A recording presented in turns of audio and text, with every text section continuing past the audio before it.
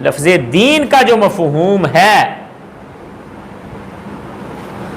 ابو العلا مودودی لکھتے ہیں کہ لفظ دین کا مفہوم یا اس کا ترجمہ کرنے کے لیے میں نے بڑی کوشش کی کہ مجھے کوئی ایک ایسا اردو کا لفظ مل جائے جو اس کے پورے ترجمے کا حصار کر لے. کہتے مجھے کوئی لفظ نہیں ایسا ملا، کیونکہ دین بڑا ہی زبردست قسم کا فصیح لفظ ہے.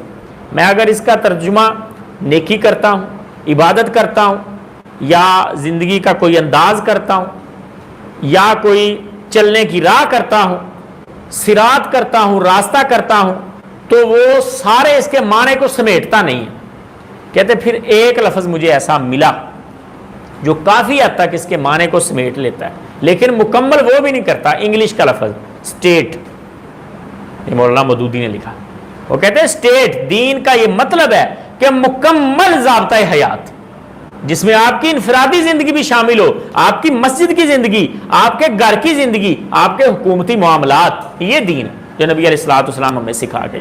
اگر ہم اپنے دین کو محدود کر لیں گے مسجدوں اور مدرسوں تک تو وہ مکمل دین نہیں ہوگا.